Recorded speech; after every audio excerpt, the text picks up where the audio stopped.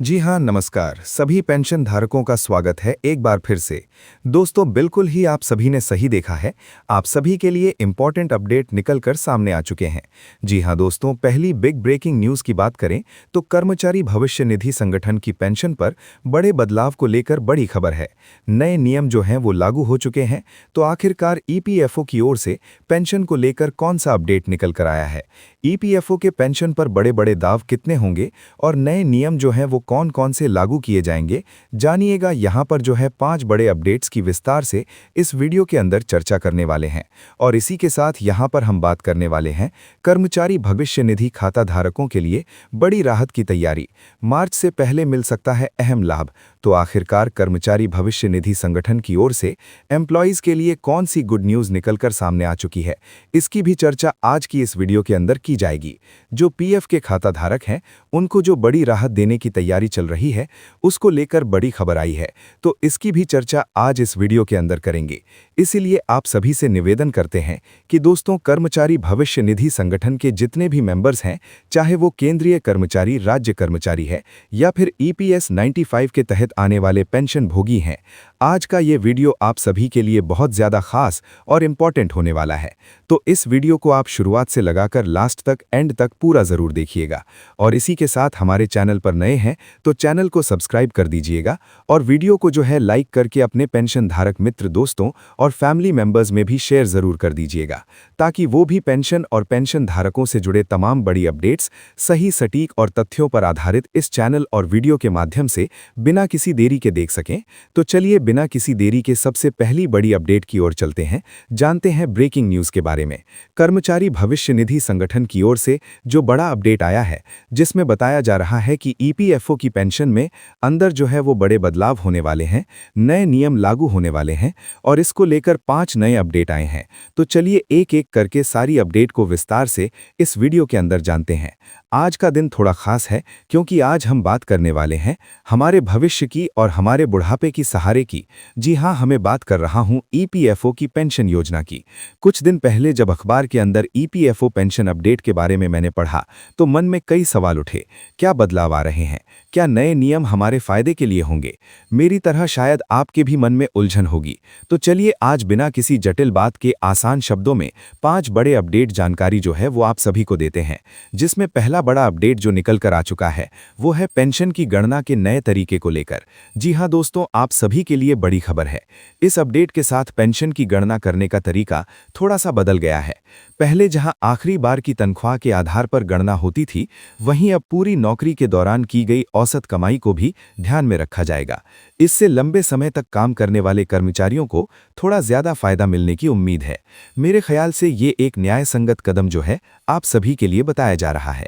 इसी के साथ दूसरे बड़े अपडेट को लेकर बात करें तो न्यूनतम पेंशन राशि में संभावित बढ़ोतरी को लेकर भी बड़ी खबर आ रही है। ये खबर सुनकर दिल को सुकून मिलता है। ईपीएफओ न्यूनतम मासिक पेंशन राशि बढ़ाने पर विचार कर रहा है। मौजूद समय में ये राशि 1,000 रुपये है, जिसे बढ़ाकर 2 से 3,000 रुपये जो है वो किया जा सकता है। बढ़ती महंगाई को देखते हुए ये कदम वरदान जो है वो साबित होगा, खासकर उन सभी पेंशन धारकों के लिए जिनकी एकमात्र आय यही पेंशन की राशि है। और इसी को लेकर तीसरा जो बड़ा अपडेट निकलकर सामने आया है वो है डिजिटल प्रक्रिया को और भी ज्यादा आसान भरना और आसान तरीके से सत्यापन करना। जी हाँ, अब पेंशन के लिए आवेदन करना और अपना हिसाब किताब देखना और भी ज्यादा आसान हो गया है। ईपीएफओ की वेबसाइट और उमंग ऐप पर सब कुछ डिजिटल जो है वो हो चुका है। दस्तावेज जमा करने से लेकर शिकायत दराज करना तक, और अब तक सब कुछ जो है वो ऑनलाइन कर दिया जा चुका है। ये सुविधा हमारे बुजुर्ग माता पिता के लिए भी एक राहत की यहाँ पर जो है बात निकलकर सामने आ रही है। इसी के साथ चौथी बड़े अपडेट को लेकर बात करें तो यहाँ पर जो है नॉमिनी के लिए नए प्रावधान को लेकर बात है। ये बिंदु थोड़ा संवेदनशील है, लेकिन जानकारी जरूरी है। अगर किसी पेंशनर्स का निधन हो जाता है तो परिवार को पेंशन मिलना जारी रहे, इसके लिए नियमों को और स्पष्ट किया गया है। नॉमिनी को पेंशन का दावा करने की प्रक्रिया में सरलता लाई गई है, ताकि परिवार को आर्थिक तंगी का सामना जो है वो नहीं करना पड़े। ये सोचकर ही मन भारी हो जाता है, लेकिन ये अपडेट भविष्य की चिंता को जो है वो कम करता है। और इसी के साथ 5वें बड़े अपडेट को लेकर बात करें तो पेंशन योगदान की अवधि में लचीलेपन को लेकर अपडेट है।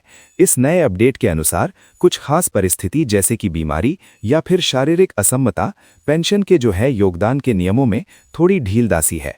ये देखकर अच्छा लगा कि ईपीएफओ मानवीय पहलुओं को भी समझ रहा है और नियमों के अंदर लचीलापन जो है वो लगातार ला रहा है। ऐसे में भावनाएं और आपसे अनुरोध हैं तो इन सभी बदलावों को आप पढ़कर मेरा मन एक अजीब सी खुशी और राहत में भर गया। लगता है कि हमारी मेहनत की कमाई हमारे भविष्य की सुरक्षा के लिए सही हाथों में है, लेकिन साथ ही एक जिम्मेदारी भी है।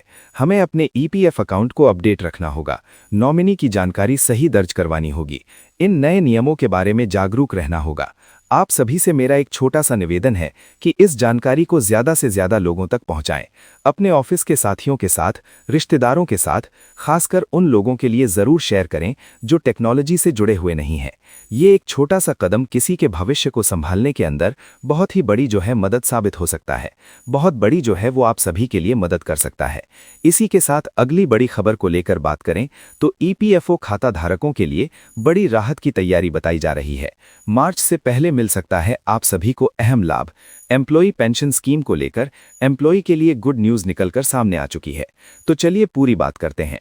वर्ष 2026 की शुरुआत कर्मचारी वर्ग के लिए महत्वपूर्ण अपडेट के संकेत दे रही है। कर्मचारी भविष्य निधि संगठन यानी कि ईपीएफओ से जुड़े करोड़ों को यहां पर जो है खाता धारकों को मार्च महीने के पहले एक विशेष वित्तीय लाभ की यहां पर जो है संभावना सामने आ रही है। ये अपडेट सीधे तौर पर कर्मचारियों की बचत, रिटायरमेंट फंड और भविष्य की आर्थिक स्थिरता से जुड़ा हुआ है। अलग अलग मीडिया और जानकारी सूत्रों के अनुसार ईपीएफओ इस बार अपनी आंतरिक प्रक्रियाओं को तेज कर समय से पहले खाता धारकों को लाभ पहुंचाने की दिशा में काम कर रहा है। यदि ये पहलू लागू होती है तो बड़ी संख्या में कर्मचारियों को इससे सीधी जो है वो राहत देखने को मिल सकती है। इसके साथ ब्याज क्रेडिट करने की प्रक्रिया में संभावित बदलाव को लेकर बात करें तो ईपीएफओ खाता धारकों के लिए वर्ष 2026 में ब्याज जमा करने की प्रक्रिया को लेकर एक अहम अपडेट सामने आ सकता है। आमतौर पर ईपीएफओ हर वित्तीय वर्ष के अंत में तय ब्याज दर के आधार पर भविष्य निधि खातों की ब्याज की गणना करता है, उसके बाद के महीनों में खातों में जोड़ता है। पिछले कुछ वर्षों में इस प्रक्रिया में देरी देखी गई है, जिससे कर्मचारियों को असुविधा का सामना करना पड़ा है। इस बार उपलब्ध जानकारी के अनुसार ईपीएफओ मार्च 2026 से पहले पात्र खातों के अंदर वार्षिक ब्याज की राशि जमा करने की तैयारी जो है वो कर सकता है। यदि ऐसा होता है तो ये एक साथ लाखों खाता धारकों के लिए बड़ी वित्तीय राहत साबित होता हुआ नजर आएगा। इसी के साथ बात करें कर्मचारियों को मिलने वाले प्रत्यक्ष फायदे को लेकर तो जब किसी कर्मचारी के पीएफ खाते में ब्याज की राशि जुड़ती है तो उसकी कुल जमा पूंजी सीधे तौर पर बढ़ोतरी होती है। यदि ब्याज समय से पहले जमा हो जाता है तो इसके कई व्यावहारिक लाभ सामने आते हैं। सबसे अहम लाभ ये है कि कर्मचारियों का रिटायरमेंट फंड पहले से अधिक मजबूत हो जाता है। अधिक बैलेंस का अर्थ है कि भविष्य में बेहतर वित्तीय सुरक्षा। इसके अलावा चक्रवर्ती ब्याज का भी लाभ जल्दी मिलना शुरू हो जाता है, क्योंकि अगले वित्तीय वर्ष में बढ़ी हुई राशि पर फिर से ब्याज की गणना होती रहती है। वहीं एक अन्य महत्वपूर्ण लाभ में आपातकालीन स्थिति को देखने को मिलता है। यदि किसी कर्मचारी को किसी कारणवश अपने पीएफ खाते से आंशिक निकासी करनी पड़ती है तो अधिक बैलेंस होने की स्थिति में वो अपेक्षाकृत अधिक राशि निकाल सकता है। ये सुविधा घर खरीदने, बच्चों की शिक्षा, विवाह से जुड़े खर्चों और किसी गंभीर चिकित्सीय आवश्यकता के समय उपयोगी साबित होगी। पीएफ से आंशिक निकासी कर्मचारियों को कठिन परिस्थितियों में तत्काल आर्थिक राहत प्रदान करने के लिए बनाई गई है। ब्याज जमा करने की प्रक्रिया के अलावा ईपीएफओ अन्य सेवाओं में भी सुधार कर रहा है। संगठन का फोकस सेवाओं को डिजिटल और अधिक उपयोगकर्ता के अनुकूल बनाने को लेकर है। ईपीएफओ ऑनलाइन सेवाओं को भी अधिक सरल बनाने की दिशा में काम कर रहा है। आने वाले समय में कर्मचारी अपने नाम, पता, बैंक विवरण और अन्य व्यक्तिगत जानकारियों में संशोधन जो है वो आसानी से कर पाएंगे। सामान्य रूप से ईपीएफओ वित्तीय वर्ष समाप्त होने के बाद ब्याज की गणना करता है, फिर इसे खातों में जमा करता है। हालांकि इस बार संगठन इस प्रक्रिया को पहले पूरा करने की तैयारी में है।